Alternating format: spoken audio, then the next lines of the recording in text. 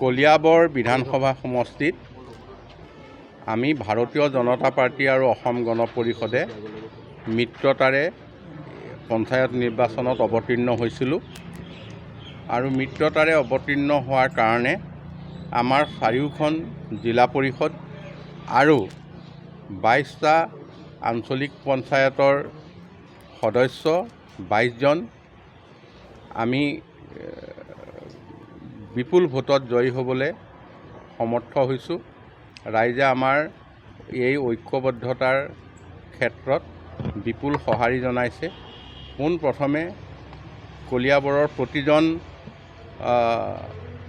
ব্যক্তিলৈ মোৰ অন্তৰভৰা সেৱা আৰু কৃতজ্ঞতা আগবঢ়াইছোঁ যে প্ৰথমবাৰৰ বাবে কংগ্ৰেছক ইয়াত নিচিহ্ন কৰি আমাৰ মিত্ৰজোঁটক 100% বিজয়ী কৰিছে বা আমাৰ প্ৰতি আশীৰ্বাদ দিছে।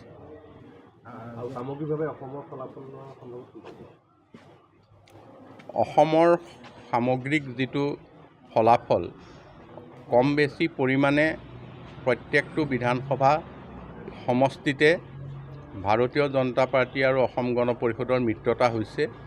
গতিকে আমি দেখিছোঁ যে কিছু জনগাঁথনিৰ বাবে অসমৰ কিছু অঞ্চলত কংগ্ৰেছ বা UDFে অগ্ৰাধিকাৰ পাইছে।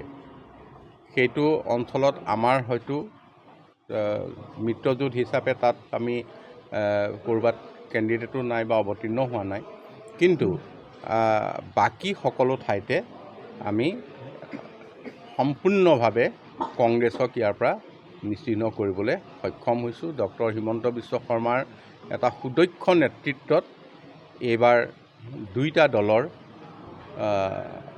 বৈঠক বহি একেলগে মিত্ৰতা হৈছিল। সেই মিত্ৰতাৰ সুফলাফল আমি এইবাৰ পাবলৈ সক্ষম হৈছোঁ। সুদীৰ্ঘ 23 বছৰৰ পিছত কুঠৰি পঞ্চায়তটো কাঢ়ি আনিবলৈ সক্ষম হৈছে অসমৰ মিত্ৰজোঁটে।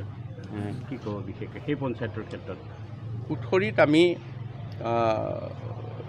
কংগ্ৰেছক প্ৰতিহত কৰিব পৰা নাছিলোঁ। এইবাৰ কুঠৰিত সম্পূৰ্ণভাৱে কংগ্ৰেছ নিচিহ্ন হৈছে আৰু আমি দেখিছোঁ সেইটোৱেই নহয়, কোনো এখন পঞ্চায়ততে কংগ্ৰেছে গাঁও পঞ্চায়তৰ পঞ্চায়ত গঠন কৰিব নোৱাৰিব।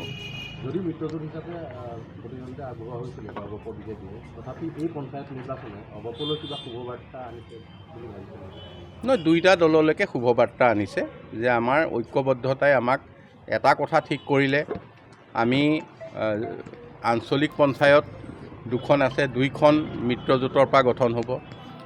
22টা গাঁও পঞ্চায়ত আছে, 22খন গাঁও পঞ্চায়ততেই কোনো এখনতে কংগ্ৰেছে ইয়াত গাঁও পঞ্চায়ত গঠন কৰিব নোৱাৰে।